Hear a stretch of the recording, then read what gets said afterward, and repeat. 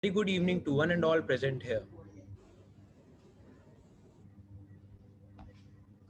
I, Ridyansh Tiwari, on behalf of FIPI PDEU Student Chapter, welcome you all to the second day of the C2C week, that is Campus to Company Week. So today's lecture is all about a very essential thing, that is CV building and how to face an interview. A CV is a short document that gives you a chance to show a prospective employer the best of what you have got. It sells your skills, experience, and shows them you are the right person for the job. Making a good impression is important in today's competitive job market. Your CV will be your first contact with employers, so it's essential to get it right. So today we have with us Mr. Nizom Baruah. He is a youth motivational speaker, video content creator, and speaking trainer. He currently holds 4.5 plus years of experience in client engagements and marketing. He's extremely passionate about interacting with different people and organizations. So, before we start the lecture, participants please note that your mic will be disabled during the session to avoid unnecessary disturbance. We'll have a Q&A session at the end of this lecture where you can unmute your mic and ask your questions. You can also type your questions in the chat box throughout the session to make it more interactive. So guys, tighten your seatbelts and get ready to enjoy the session. So now, without any further ado, I would like to invite Mr. Nizom to share his knowledge about CV building. Over to you, sir. Thank you so much, Hridansh. Before starting, just let me know if my video and my audio is absolutely clear.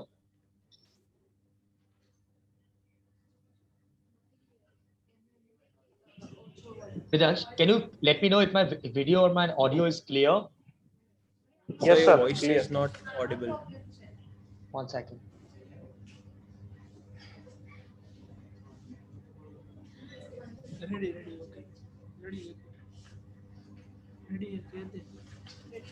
Yes, sir. Is it You better? may Can start you now. hear me? Can you hear me? Yeah, yes, sir. Lovely, lovely. Great. So, good evening, all of you. And I'm super excited to be with you guys today. Your college is based in Gujarat, right? If I'm not wrong, it is in Gujarat, right? So I have a very close connection with your city and with your state. So today I am excited to tell you about this thing that CV building is the first way that you would communicate with all the enterprises that you would come across. Okay, it is not you, but it's your CV who travels before you. So you've got to make sure that it is apt to the point. And over this session today, I'm going to share with you few things about how to make the best CV, how to target the companies, how to approach the right people. Then we're going to speak a brief about how to ace every group discussion. And at the end, I'm going to tell you a few tips and tricks of how to ace or how to conquer every personal interview that you've come across.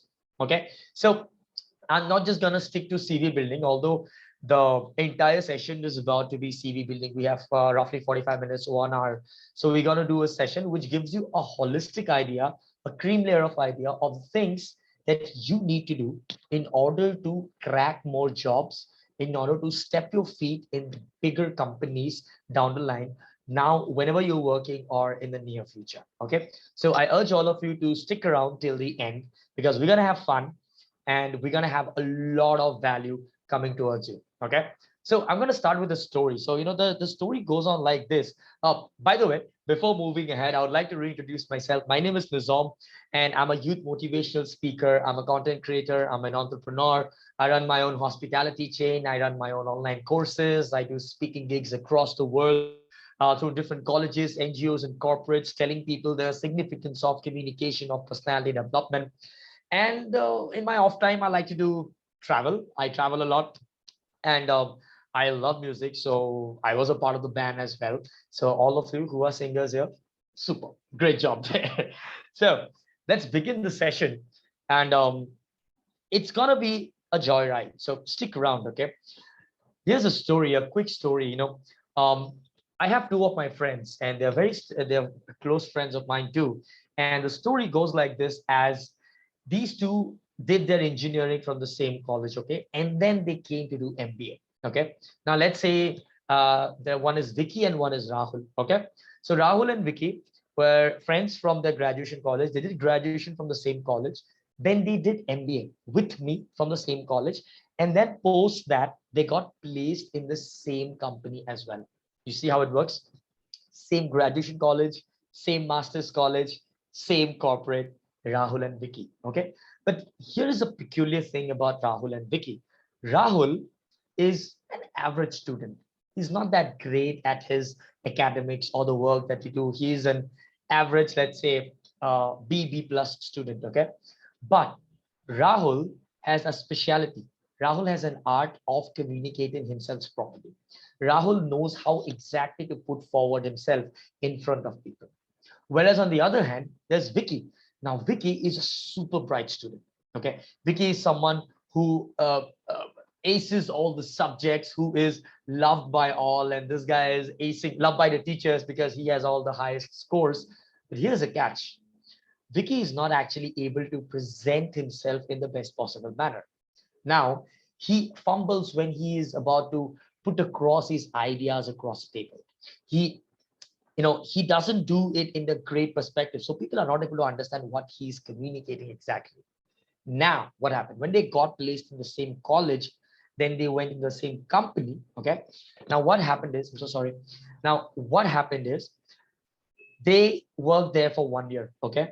Now came the time for appraisal. Now, what happens in appraisal? There's always an appraisal meeting. For all those who are yet to hit the corporate world, there's always an interview before an appraisal. There's always an annual appraisal or a 6 months appraisal. It depends from company to company. Okay. Now, when it came the time for appraisal, Vicky and Rahul appeared for the appraisal as well. Of course, just like all the other employees, Vicky went there first. Okay. Now, Vicky, although being a bright student, although being a great individual at his work, he, when asked the questions about, there were a lot of questions asked in an appraisal meeting, which is like, what are your plans for the company down the line? What are the things that you can do to add value to the company? What are the things that you think your growth will be fostered with the growth of the company? A lot of questions are asked like this. Now, Vicky, as he was not that great in his communication skills, were not exactly able to put forward his thoughts and ideas in the best possible manner. He just could not. He could not put his ideas in the best manner. On the other hand, there's Rahul. So Vicky's interview ended in just 10 minutes. Then entered Rahul. Now, Rahul, the average student, you remember, who's not that great at his work. But when the same questions were asked to Rahul, he was able to conquer all of it. There's a reason why. Because he is good at his communication skills. He can speak properly. He can communicate himself properly. And while doing so, he was able to answer all the questions that was thrown upon him. So that was the interview of Rahul and Vicky. And came the time of the results of the interview. Now, can you guess who might have scored better? Well, Vicky actually scored 8%, 8% of appraisal. And Rahul, on the other hand, scored 17% of appraisal. You see how good communication, how good speaking, how good presenting skills have actually helped someone to earn more money, earn more growth, earn more revenue. That's the significance of proper communication skills. And you have to do it in the best possible manner. And only then, you would be able to ace in every stages of their life. So that's a quick story. I hope you understand how communication plays a major role in our life. And now we're going to drop down to the things. What I'm going to do is I'm going to give you typical frameworks. No gyan, no motivation, but typical frameworks. Things that you need to do to build the best CV, things that you need to do to clear every group discussion round, and things that you need to do to conquer every person interview. Okay? Moving ahead, what is resume writing? So your resume is something that speaks before you even enter the room, before you even get connected to the final round of interviewers who would then see you personally. It speaks before you. So it's your utmost duty to make your resume in such a manner that it appeals to people, that it speaks on your behalf. And these 5 key pointers, which I'm going to tell you, it's going to help you to make your resume in such a manner, and also to target the people in the right department. Okay. Number one, your resume should match with the job description. Now, we have this habit of writing a standard resume. So what do we do is we usually will make one resume and start shooting it for all the different companies. But here's the catch. Every company has a different requirement. Every company needs every different individual to perform in a different manner. So how can you expect the same CV to be floated in multiple companies and you crack most of the interviews? It's not going to happen, right? So you have to understand, make your resume according to the job description. Let's drill down a bit more. What does this job description mean? For example, they're specifically looking for a sales individual. Okay, they're looking for someone in the sales and marketing individual with key points like team playing, then good communication skill, good presentation skills, good client servicing. So these are the four keywords. Okay, mark my words again. Keywords that the company is looking at an individual. Now, if you do not have those specific keywords in your resume, high chances are you wouldn't be selected.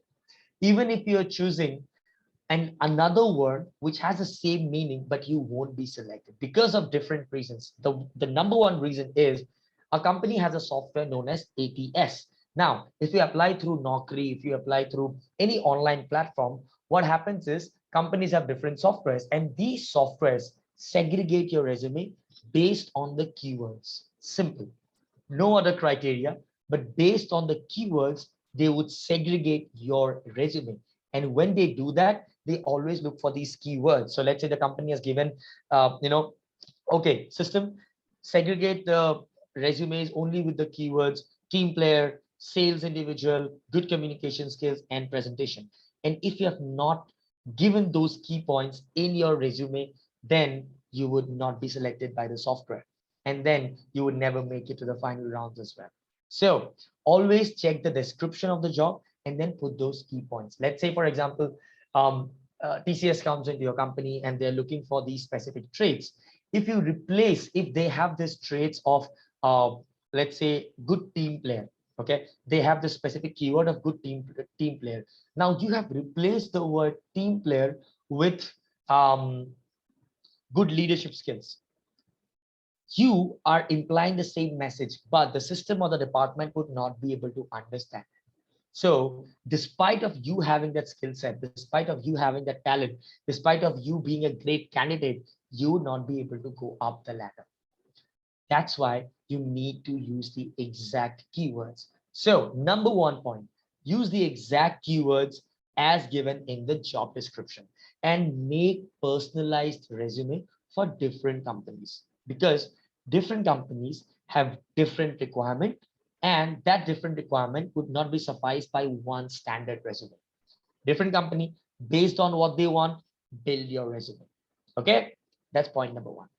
Point number two, please don't do this. Don't write everything on your resume. I'm going to tell you a story. When I was in my MBA, and one of our faculties were actually asked us to write the resume, and we wrote 3 pages of resume in an MBA. We have no experience, nothing. We started giving this, bullshit ideas about I was the class monitor, I won relay race back in school. The company doesn't want to know about it. Don't fill your resume with useless stuff. It is not about how long your resume is. It is about how to the point your resume is. So don't write anything and everything. The faculty, when they were checking our resumes, he asked us one question. Tell me one thing, class. What's the number of experience that you have? And we are like, zero, sir. Okay. So why are you writing all this bullshit in your resume? No one wants to see that. That's not going to add value to the company. You have to understand, you need to have something that adds value to the company, that adds value to your own portfolio. So don't write everything on your resume.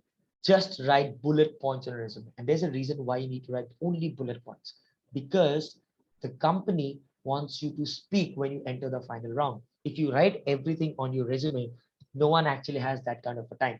And no one would also have time to go through it. So when they do that, it won't match up, right? So you don't write everything on your resume. Write the bullet points, and leave something for you to speak in the final round, because they want to hear you speak, right? They want to hear you communicate yourself. What would be the point if you write newspapers and essays on your resume just to make it elongated? Don't do this mistake. Don't write long essays on your resume. Write specific bullet points and leave those bullet points to be elaborated when you enter the final round of the interview. Okay, that's the second point. Third point, always write a synopsis before you start your resume. So on my resume, there is a small paragraph at the start of my resume. Now, what's written in this paragraph is, I'm a sales and marketing individual. Okay, so it's written that, Nizam is an enthusiastic individual who's super dedicated to people interactions, to communications, to presentation. Hence, he has landed on client servicing, on sales, and in marketing, and he has a specialization on sales and marketing in his MBA degree as well. He holds 5 to 6 years of experience with so and so industry, and he's super excited to work with you. Now, these are just 3 lines, but in these 3 lines, I have given a synopsis about me, about my interest, about my experience, and about what I look forward to. Now, what it does is, it actually helps the interviewer or whosoever is reading it to get an idea of what is the gist of this candidate. And when they do that, they are more prone to read underneath as well. Okay, they are more prone to read all of those, and that's when you will actually become a better candidate, and they would filter you rather than someone who does give them more hard work. So you don't want to give them hard work, right? You want to make their lives easier. And when you make their lives easier, they make your lives easier. So make it easier for them. Always write a synopsis, a brief about your interest. It should have your experience, your interest, and if you don't have any specific years of experience, then just write about your qualification and then your interest, where you want to grow. That should be enough for that. Okay. So that's point number 3. Now let's move on to point number 4. And before that, I'm just going to have a sip of water. If you have any questions, please feel free to drop in the chat section. It's right beside me. I'm more than happy to get your questions and speak on the same.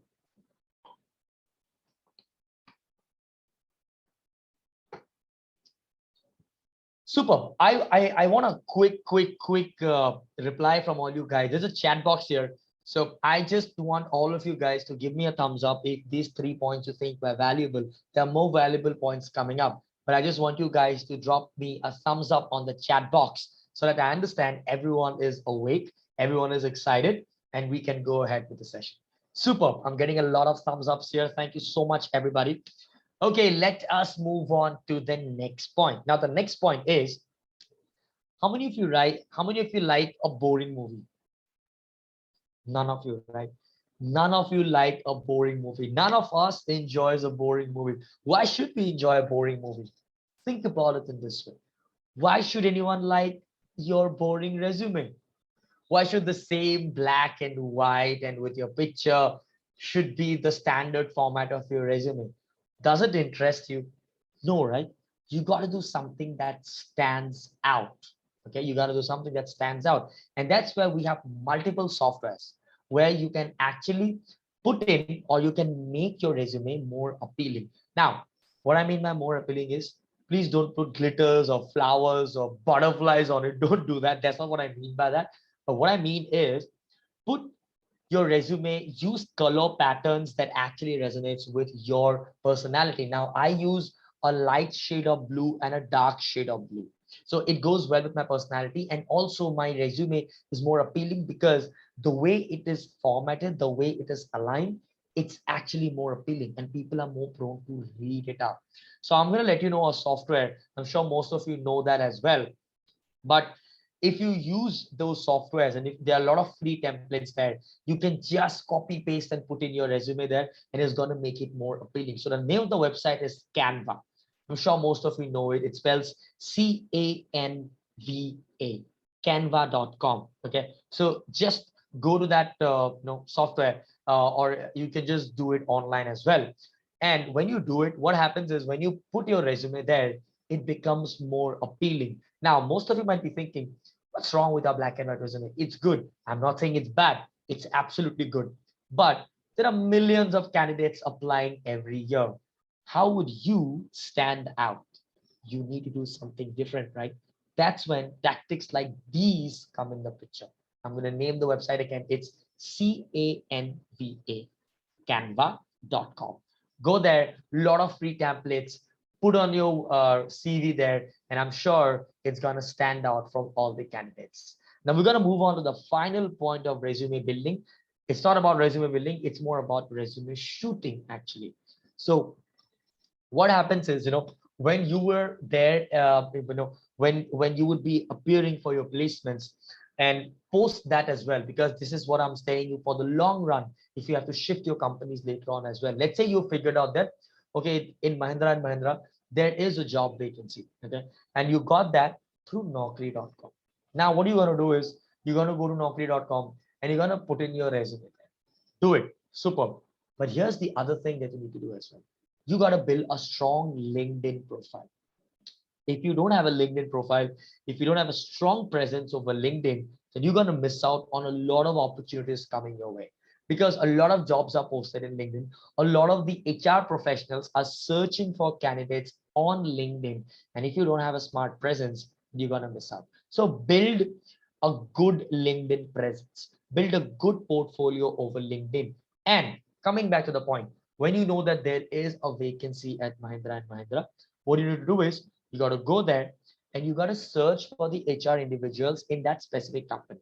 And when you do that, you find those candidates, you find those HR individuals who are actually working for this, because they're going to post a lot in the social media platforms as well.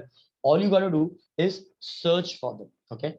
Once you find them, send them a note, send them a request and send them a note that, hey, I saw you have a job vacancy for so and so project manager role.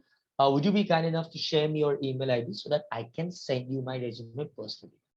Now, what happens is two things. First thing is, your resume is directly in the company now. When the HR individuals gives you their email ID and you shoot your resume or your CV in that specific email ID, it's directly in the company now. Now through Naukri, it has to cross the software, it has to cross a few parameters, and only then it's going to reach the company. This directly lands into the company. That's the first thing. Second thing is, it travels faster. It's much faster than the online platforms. This travels much faster. That's the second thing. There's a third thing as well, actually. So the third thing is, there is something known as incentivizing for placements. What happens is, these HR individuals are incentivized on the number of candidates that they give to the company. So he or she would be more than happy or would welcome you to actually share your resume with them, because if you get selected to the final round or if you make it to the company, they actually get incentivized. So there is no reason that they would not forward your resume. Okay, so they definitely will forward, and that's why these three things, the three reasons why you should directly be connecting with these HR individuals through LinkedIn, so that your resume travels faster and you have a higher chance of cracking the job. Okay, so that's a synopsis, a brief about what is CV building and what are the things that you need to do over CV building. Throughout the other throughout when we go ahead with this session, I'm going to talk more about group discussion now and then personal interview, because these are two very crucial questions. But this is the stepping stone, and I hope these 5 pointers were valuable. Were they valuable? Let me know in the box. Give me a thumbs up. I want to see how many people are awake and how many people are listening carefully and how many people are making notes. So were these 5 pointers helpful? Give me a thumbs up if you think they were helpful over the chat box.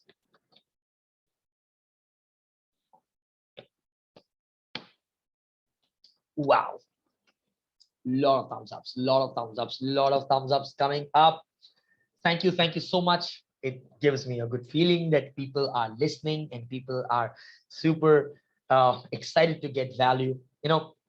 Trust me, what happened was, when I was during my college days, or when we were in my college, uh, what happened was, whenever there was a session, we all had this mindset that, oh my gosh, one more session. No, I'm sure this is going to be boring. That's what we thought.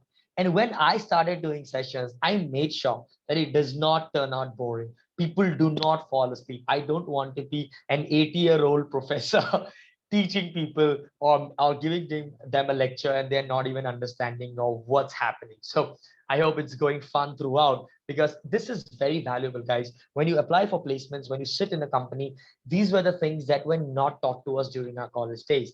And this is a hand-on skill you're getting absolutely for free. Congratulate your college and be thankful for your college and the team who has been organizing such sessions, because these are very, very valuable.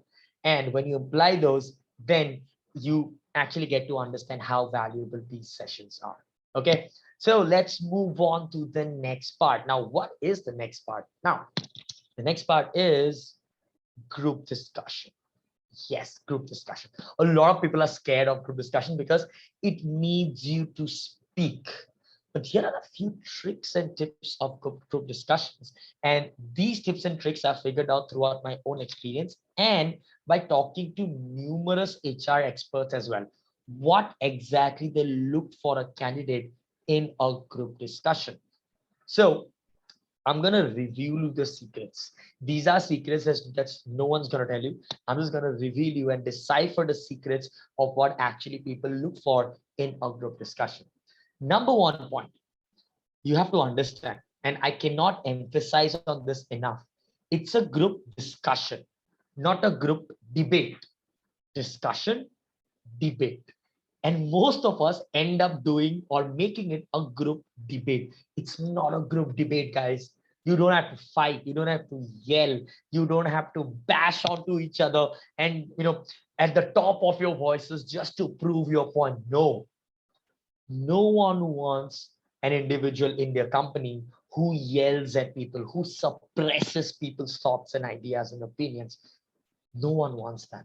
So stop doing this and start understanding and start having this mindset shift that it is not a group debate, but it's a group discussion. It's a group discussion. It's always a group discussion, discussion, discussion. The people are sharing their thoughts and ideas.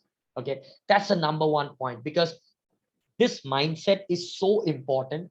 People miss it like anything. And despite of having great thoughts, despite of having all the skills, they never crack a group discussion round, because they are more emphasizing on proving their point rather than being a team player. Which brings me to the next point. What are those two skills that an HR individual actually looks at a candidate? Two skills. Number one, they're looking for your listening skills. Number two, they're looking for your leadership skills. It's simple. They're looking for your leadership skills. They're looking for your listening skills. You know, this is something that they all look at. They want to look at an individual who has these traits, because they just don't want someone to work like a gada. गधे के ऐसा काम करने वाला बंदा वहां पर नहीं चाहिए. They want someone who can be a team player. They want someone who can add value to the team. They want someone who can add value to the company. They're looking for someone who can do beyond what he or she is actually recruited for.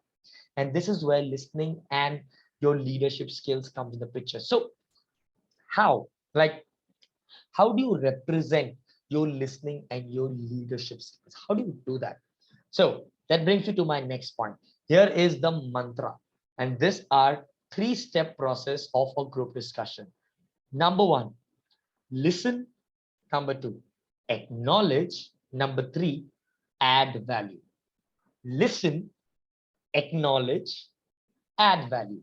Listen, acknowledge, add value. What do I mean by this? Okay, let's say, again, taking an example of Rahul and Vicky. So, Rahul just threw a point, and Vicky has something to say on that point. Now, what happens is, when Rahul is speaking, Vicky should not interrupt Rahul in between. Vicky should wait for his turn. Okay, and when Rahul is done, Vicky that means when Rahul is done, Vicky was listening to Rahul. Okay, so listen. First point is listen. Second point, when the one individual is done, the second individual, actually who's Rahul, Rahul now Rahul now acknowledges it. Like how, yeah, Vicky, I completely agree to that point, and I know that was something that came in the newspaper that the economy is going through so and so. However, I want to add a point to it as well. Now, what he did here was Rahul acknowledged Vicky's point. He did not start with his own point directly. You see that? He acknowledged Vicky's point. He listened first. He acknowledged Vicky's point, and now he's adding value. Now he's speaking about his point as well, which is pure example of leadership and listening skills. Because most of the time we have the tendency of no, okay, that's the point, but here my point. That's the thing that we do mostly in group discussions. This is disrespect. This is bad listening skills. This is bad acknowledgement. And this is zero leadership and zero listening skills. People don't want such candidates in their company or in any of the enterprises. People want people who listen, who acknowledge, and who add value. So listen, acknowledge, add value. Listen to what the person is saying. Listen to it carefully. Acknowledge it. What happens in acknowledgement? It makes sure and gives the impression to everyone that this person is actually paying close attention. This person is actually paying, focused attention to listen to what the other candidates has to say, and then adding value. When you follow this procedure, listen, acknowledge, add value, trust me, and thank me later, you're gonna crack most of the group discussions that's coming your way.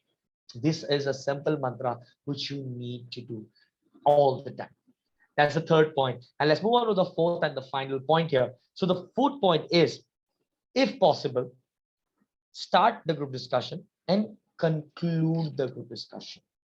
Okay, start the group discussion and conclude the group discussion. So how to start the group discussion? So whenever a topic is given to you, they will give you 2 to 3 minutes to just make a few pointers, and they're like, okay, let's start with the group discussion. And how to start? Just don't go blah, blah, blah, blah, okay, I'm just gonna, don't just go yelling at each other.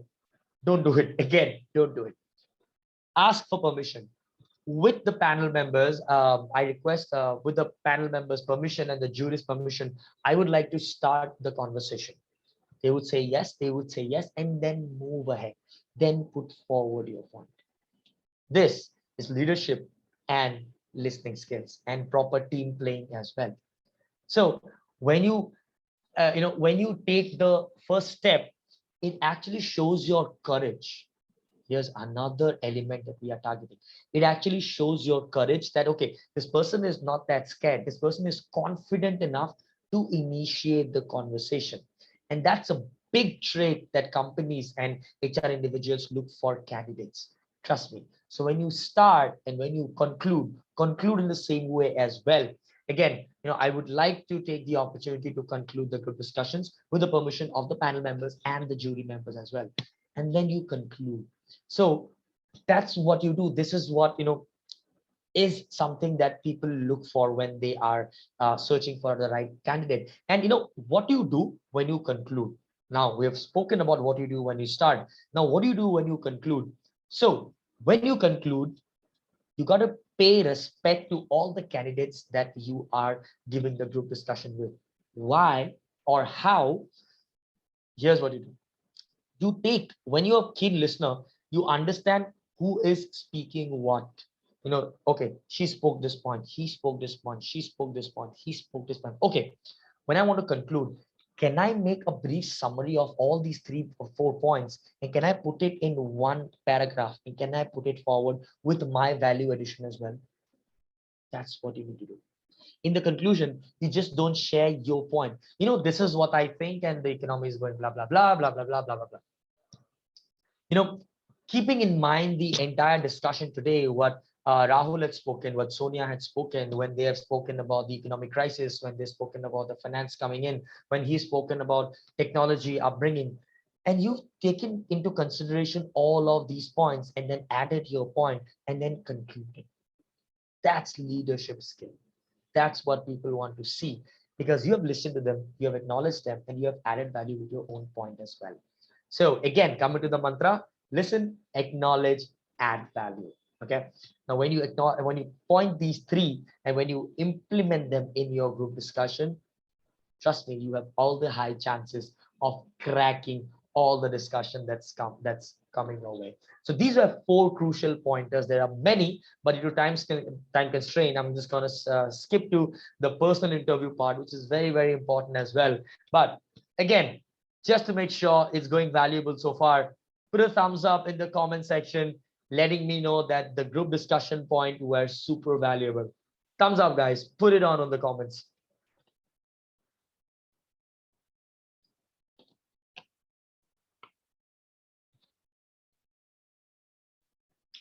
Lovely, lovely, lovely, lovely. So that's good.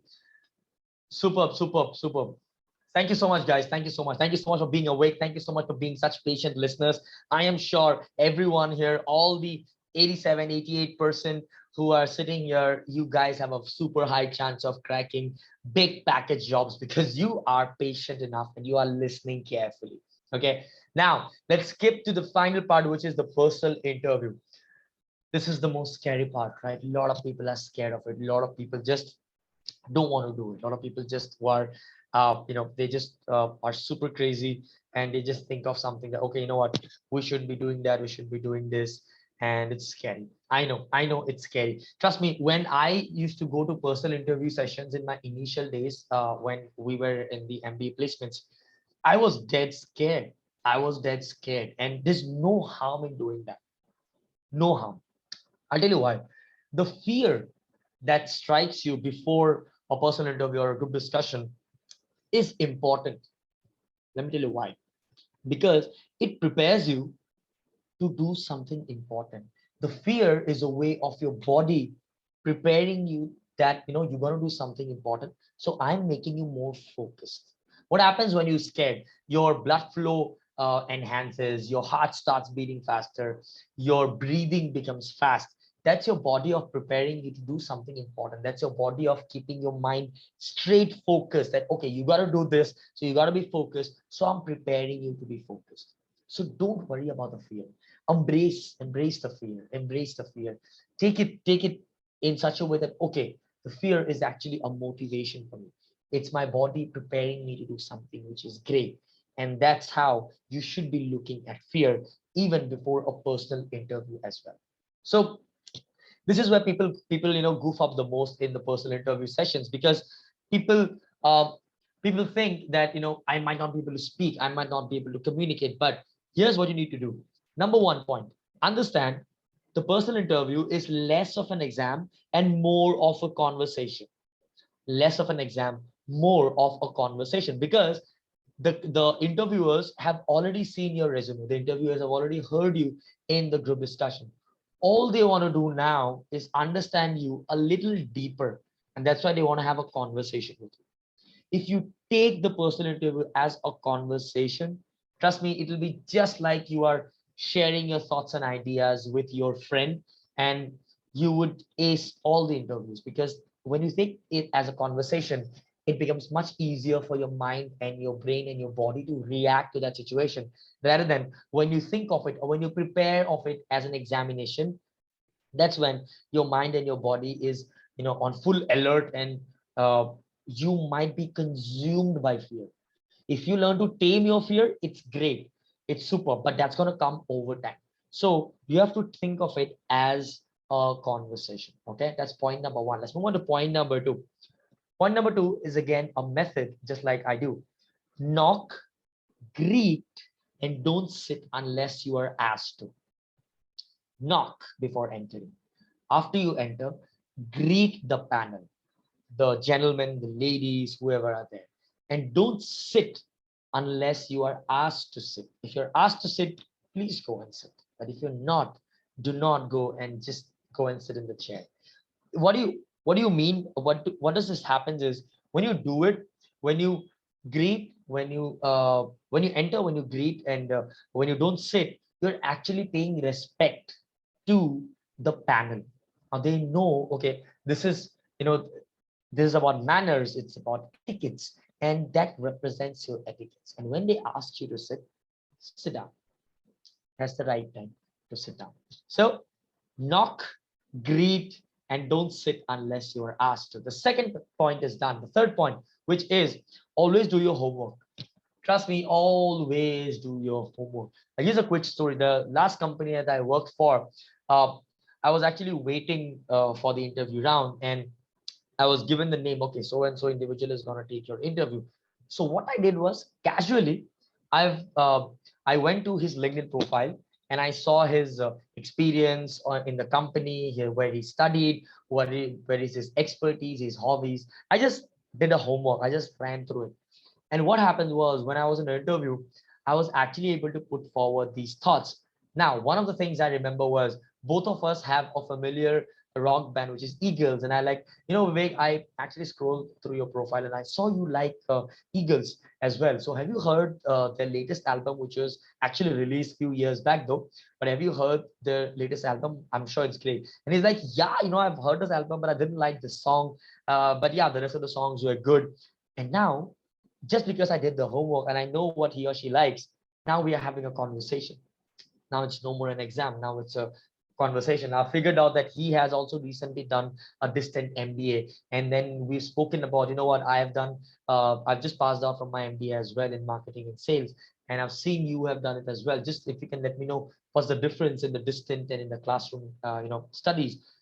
And just because I did the homework, now our conversation turned very casual and I cracked the job for sure.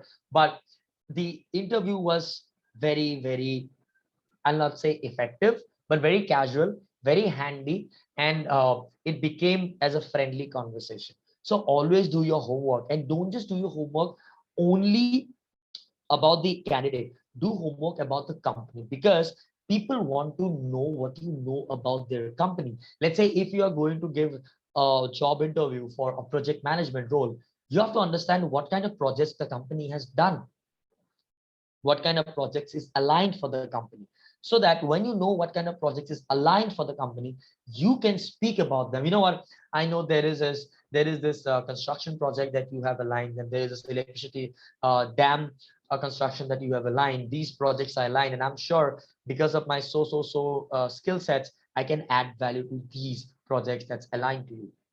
Now, the company knows, okay, this person has done the homework. You know what the company is up to, and it leaves a better impression. It leaves a better impression amongst the company as well, and you become a more favorable candidate. Okay, so here are a few things. Let's move on to the next part, because the next part is important because they want to know what you're good at. Okay, and don't just say what you're good at, always speak about your examples. Okay, always speak about your examples, because you can say, I'm good at this. If you have a job already, they want to know about your leadership skills. You just don't go out there and say, you know what, I'm a good leader. That doesn't work that way, right? You have to give examples. So always lead by examples. When they are asking about your leadership skills, tell them. If you guys are in the college, if you're in a club, or if you're in a friend circle as well, whatever it might be, speak about your leadership skills. Like I have this story. You know what, so in my college, I was the president of the alumni club, and I'm still the president of the alumni association, my own college. And when I speak to these companies, I always speak about one incident when we were running short of money at that point of time, and the vendor was not able to give us the offer on the next day. So what I did was I actually borrowed money from a friend, and I paid the vendor at that moment itself, and I took the money from the college the next day, and I have actually repaid my friend as well. So what happened was, at this point of time, I got the job done. At the same point of time, I've saved money for the company as well.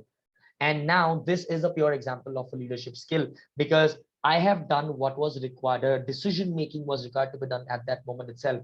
I took the risk, I borrowed money, invested for college work. However, that because the offer was limited, and the college would have borne more expense if they had purchased the same on the next day. And this is where my leadership skills come in the picture. And this is how I lead by examples. I've shared this story. So this is in brief I've shared with you. This is a little elongated one.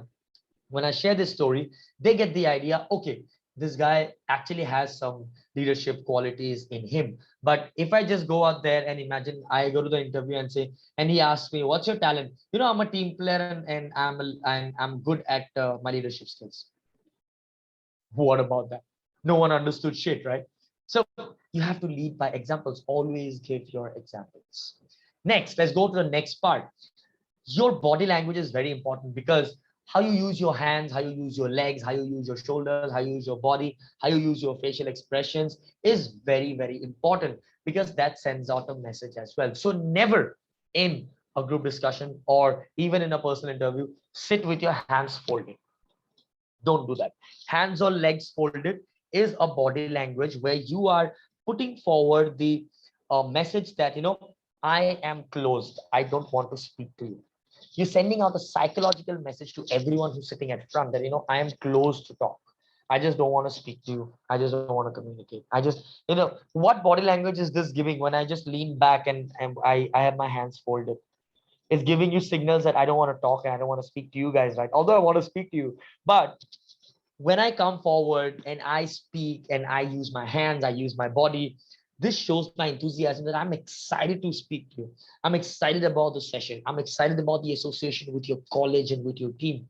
That's what shows you by your body language. So never have your hands and legs crossed. People don't want to speak to someone who's not interested to be spoken to. Have an open body language. Always have an open body language. Okay. Let's move on to the next point. The next point is, in order to place ourselves at a certain pedestal, here's something that a lot of the candidates do in their resume or in their personal interviews as well. You write things which are actually not your talents or which are actually not your strengths. And when you do that, you have a very high chance of goofing up, my friend. A very, very high chance of goofing up. I'll tell you why. If you have spoken about, I am super good at managing finances. Okay. Now, when they ask you or when they put an example or when they put a problem in front of you, a finance problem, which should be very easy for someone who is very good at finance, but you lied in the interview or on your resume that you're good at finances and you're not able to solve that problem, or you're not able to set good examples about you handling finances. What happened? You goofed up, right? That's the point. Do not write false praises on your resume, or do not speak about false praises in your interview as well. If you don't know something, just answer, sir, I'm not aware about this. However, if you allow me some time, I can get back to you with the appropriate answer. Simple. It's simple. They have understood. They hold no grudges. They know that you might not know the answer now, but you have the authentication, or you have the urge to learn about that. That's the message that you should send out. When you do false praise about yourself, if you're not able to maintain that level of pedestal, maintain that level, then you have a higher opportunity of goofing up. That's something that you should not be doing. Okay, so do not false praise about yourself. You don't want to do that. Okay, now the last and the final point, which is very, very important, authentication. We are speaking about authentication. The last point is, play on your strengths and show that you're working on your weaknesses. Like, there's one part I always write a SWOT analysis. So SWOT, I'm sure you write about it: strength, weaknesses, opportunities, and threats. So I write my SWOT analysis on my resume: my strengths, my weaknesses, the opportunities that will come if you hire me as a candidate, and the threat that might come if you hire me as a candidate as well. So these are the things that I write in the resume, because that shows my authenticity. And I always play around with my strengths. Like, my strengths are good communication skill, good presentation skills, good client handling, good client servicing. These are the skills that I play on, because these are my strengths. And when they speak about other things like, what is your technical knowledge in the IT space? Now, I'm not a technically sound person, because if somebody asks me to, write, or if somebody asks me to do sort out a software problem, I will not be able to do that, because that's not my forte. And I'll be very authentic about it. I would say, so I'm not that technically sound. I might not be able to help it. But however, if you want me to sort that problem myself, you please assign me an individual who is good at that task. And I might work with him or her for 2-3 days. And once I'm able to understand it, I will rectify those problems myself. However, with your help, I'm willing to learn. So I've played with my strengths and I've shown about my weaknesses, but not putting forward as weakness, but I put them forward as a thing that I am learning consistently. Okay, so the last and the final point, which is very, very crucial, is that play on your strengths and work on your weaknesses. Always put forward the message that you are consistently working on your weaknesses. So that is it from today's session where I've given you a brief about writing the best resumes, cracking all the GDs coming your way, and cracking all the personal interviews that you would be sitting on. Due to time constraints, these are the points that we can cover today. Thank you so much for giving me the opportunity today to speak and represent myself in front of you. What I'm going to do is I am just gonna type in my Instagram handle because I am super active on my Instagram. So if you have any questions, any doubts, any queries, or if you want to suggest my sessions to someone, or anything for that matter, if I can help you in any way, feel free to connect with me over my Instagram. This is my Instagram handle. I've just posted over the chat box. Thank you so much, everyone, for giving me the time today. And the team, the session is open for a few questions. I can take if there are any few questions. Thanks, guys. Now it's time for the Q&A session. You may ask your questions. Sorry, there was an echo coming from your background. Probably you were connected with two devices.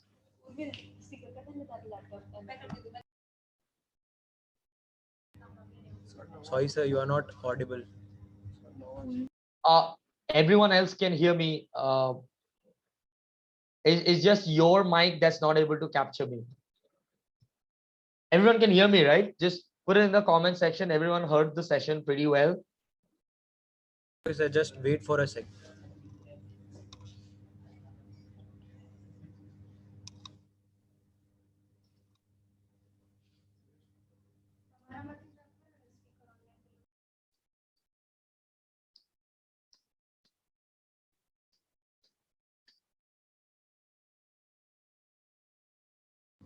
Yes, sir, now you may speak. Is it better? Can you hear me? Not audible.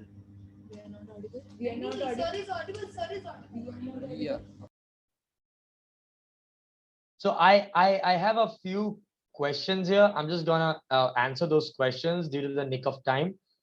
So what to say in three weaknesses? You would know better. So Soumya, you would know better what are your three weaknesses. I should not be telling you what are your weaknesses. Whatever weaknesses you have, if there is anger management issue, if there is time management issue, you figure out what are your weaknesses based on your own SWOT analysis, and then put forward in front of the put forward in front of the audience as something that you are consistently working on. So yeah, you got to figure out your three weaknesses.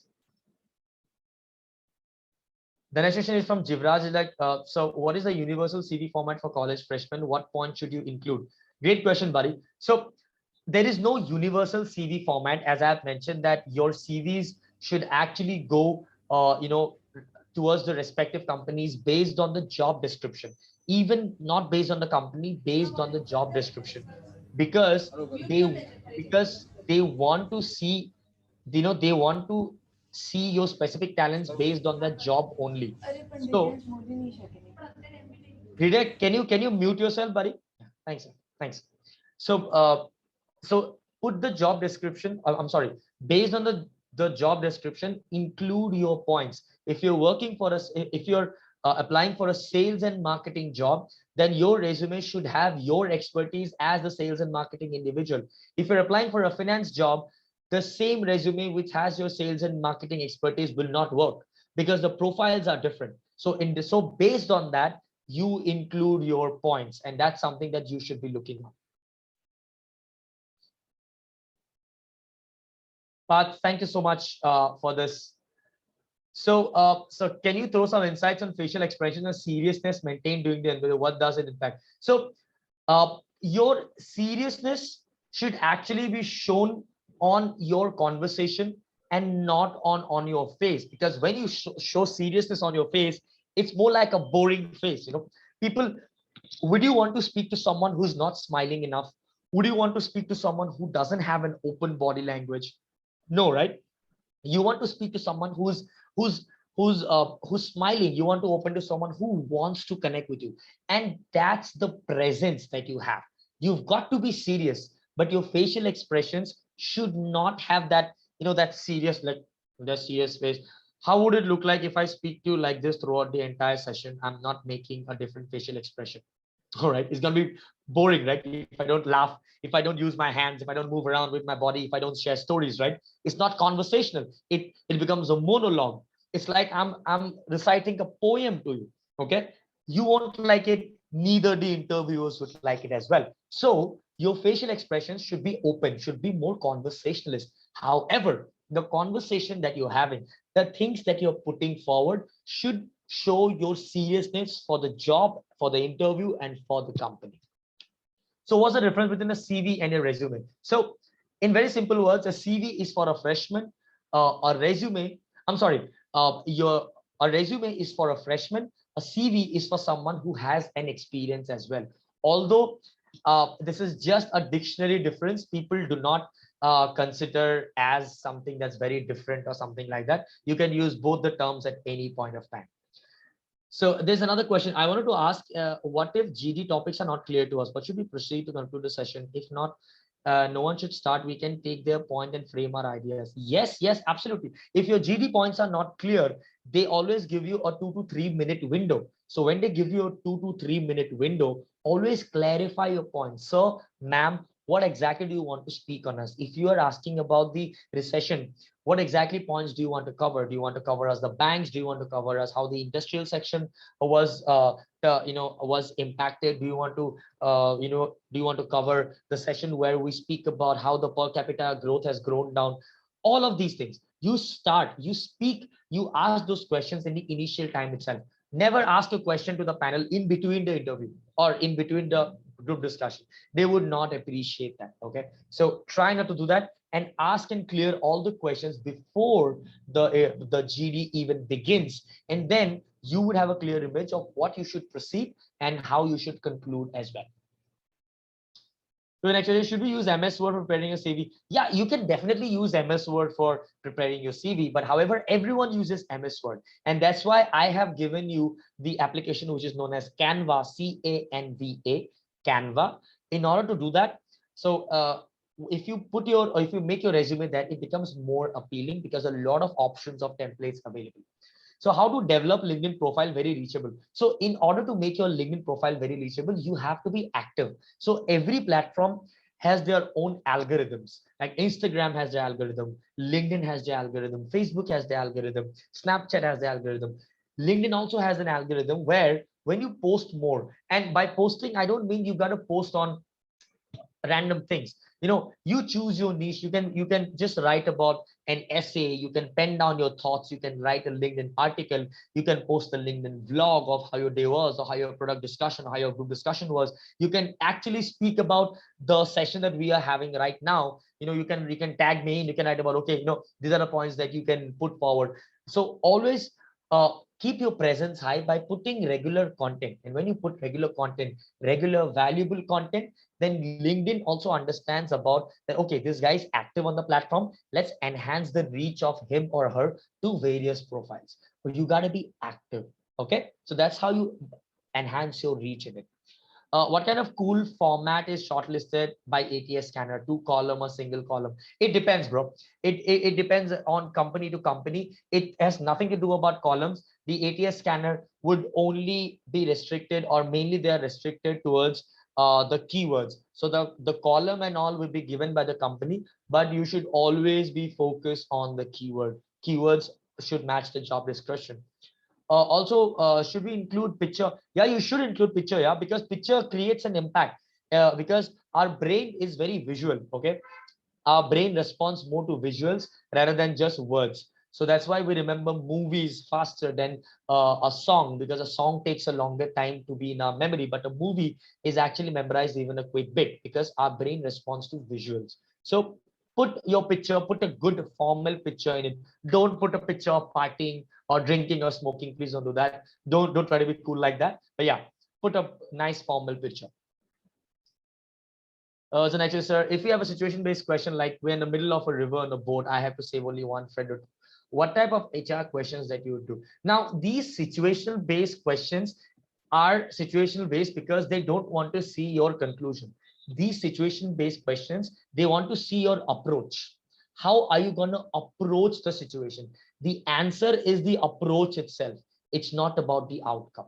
So you always have to understand, whenever you're given a situational based question, always ask for a time. So can you allow me 1 minute so that I can look into it and I can draw my thought process? Then draw your thought process. So I'm in the middle of a river, I can only save one friend, but I have two of them. What do you do? So you bring out various situations. I'm just going to look around and see if there is a boat around, and I'll try to save both of them. Or however, I will take the liberty to make an exception that one of my friend knows swimming and the other one doesn't know swimming. So what I'm going to do is, all I know swimming as well, so I can carry one of my friend who doesn't know swimming, and I can let the other friend swim by himself or herself because they know swimming. So it's not about the right answer. It's more about the approach that you have.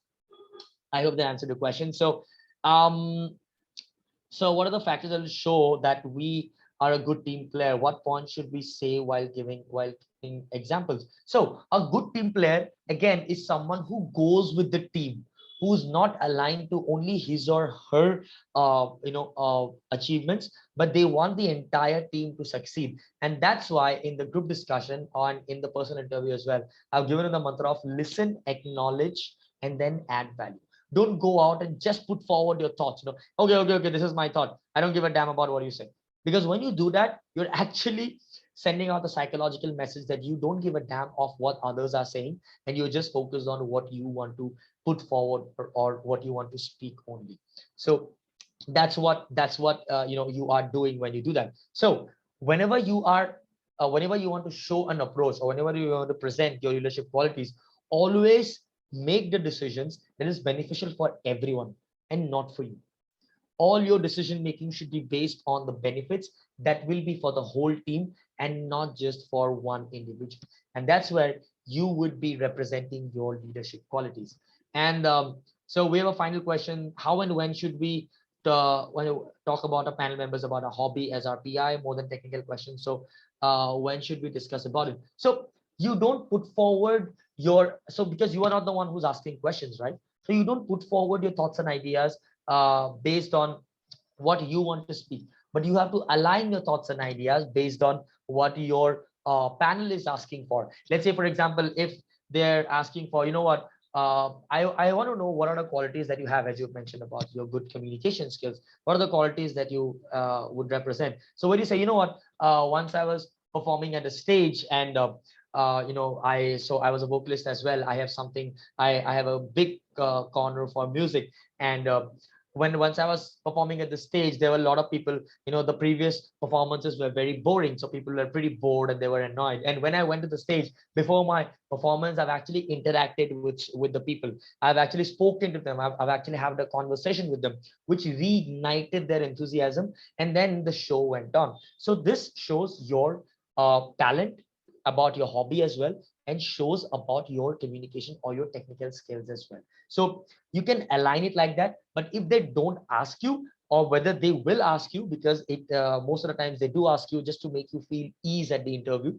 And if they don't ask you, don't speak about it. If they ask you, then please go ahead with answers which are aligned with your strengths and your passion as well. So could you tell us some weaknesses that HR wants to hear from us, and we should quote our it again comes down to your authenticity. You got to be authentic. There is nothing like, don't do things what the HR wants to hear. The HR wants to know about your own personality. The HR wants to know about uh, your strengths, your weaknesses, your capabilities, your passions. It doesn't matter. It won't matter if you speak only about what they want to hear, because then you become like a slave. Okay, no one wants a slave in the company. No one wants someone who just says yes, yes, yes, yes, yes. They want someone who value adds to the equation. And that's when you have to be authentic. Just like I answered, it's not about what they want to hear. It's about what you are and what you're presenting to themselves. And when you're presenting your authentic self, there's no way that they're not going to choose you, or they won't be happy. They definitely will be happy. So So yeah, that's that. I think these are all the questions that we have. We're on the nick of time as well, already 10 minutes past. So thank you so much, guys. And I would like the team to take over as well. If there's any more question, feel free to shoot over DM over my Instagram as well. I'm more than happy to connect with you guys. Thank you so much, everyone.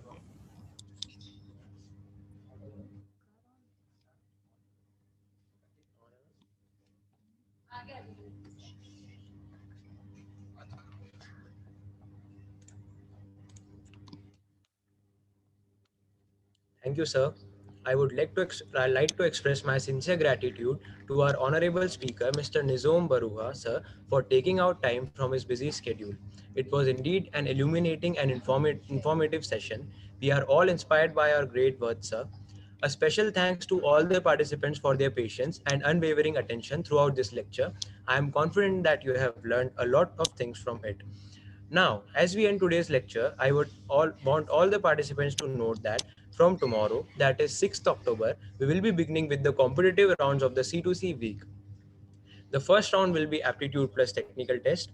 Second round will be Excel round. Third round will be guesstimate round. And the final round will be mock interview. We will be sending the Google Form link of the aptitude and technical quiz to the students who have registered for C2C week. So, all the very best to all the participants for further rounds. And here comes the end of today's session. Please give your feedback in the link given in the chat box. I am also sure sir would be also be very excited to hear how you all felt. What did you like? Whether or not that you learned anything. So please open this link. It has just two questions. You all may leave now. Best wishes to you all. Thanks again, sir. We are really grateful.